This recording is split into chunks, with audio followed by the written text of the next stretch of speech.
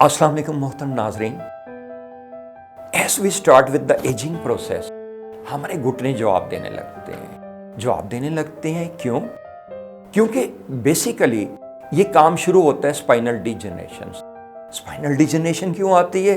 जैसा कि आप चार्ट पे देख रहे हैं, bones are composed of 7 things: calcium, vitamin D, magnesium, phosphorus, silicon, copper and fluoride. As we proceed in age, ये सब में कमी आने लगती है, स्पाइनल डिजनरेशन आने लगती है, वीकनेस आने लगती है और वर्टेब्रास के दरमियान गैप बढ़ने लगता है, हड्डियां कमज़ोर होने लगती हैं। कुछ चीज़ें जो रिएक्शन से अब्जॉर्ब होती हैं, let's say even calcium etcetera वगैरह is dependent on vitamin D for absorption, वो नहीं हो पाती।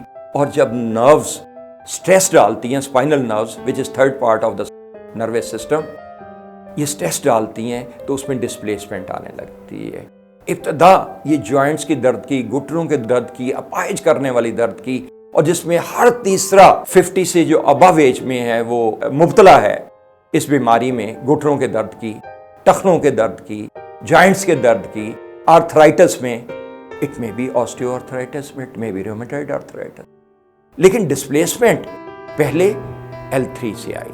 जब नर्व्स ने स्ट्रेस पैदा की तो डिस्क कहां से बल्ज हुई? L3 से। जब वहां से डिस्प्लेसमेंट आई तो उसके बाद प्रॉब्लम ये शुरू हुआ कि जब नर्व्स पे स्ट्रेस, ब्लड पूरा रिफ्लेक्सेस कंट्रोल होती हैं L3 से, जब वहां से डिस्प्लेसमेंट आ गई, डिस्क परट्यूट कर गई या डिस्क बल्ज कर गई, सबलक्सेशन आ गई, तो उस सूरत में नर्व में खिंचाव पैदा हुआ और नर्व सोजिश का शिकार होने लगी, क्योंकि रिफ्लेक्सेस L3 से कंट्रोल होते।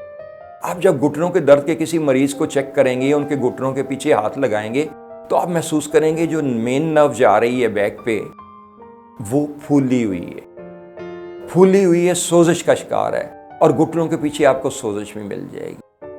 अब जब वो स्वेल कर जाती है internally as well as externally, तो उसमें ब्लड भी पैसेज भी पूरा नहीं आता, कम होने लगता है। और जब कम होगा तो हड्डियों के जो जुज़ हैं, जैसे मैंने वजाहत की, कैल्शियम, मैग्नीशियम वगैरह, ये सारे तो नहीं जा पाएंगे ना।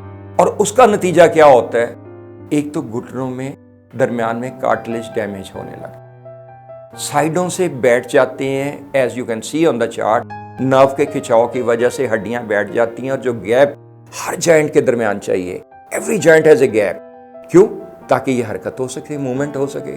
वो घुटने में जब स्ट्रेस की वजह से, नर्व्स में खिंचाव की वजह से वो क्लोज हो जाने लगता है गैप, तो फिर हड्डी भी रगड़ खाती है, और कार्टिलेज चूंकि वीक हो चुका होता है, उसके इज़ा उसके पूरे नहीं मिल पाते, हड्डी वीक हो जाती है, तो कार्टिलेज भी डैमेज होने से दोनों वजूहात की बिना पे दर्द आ रहा है।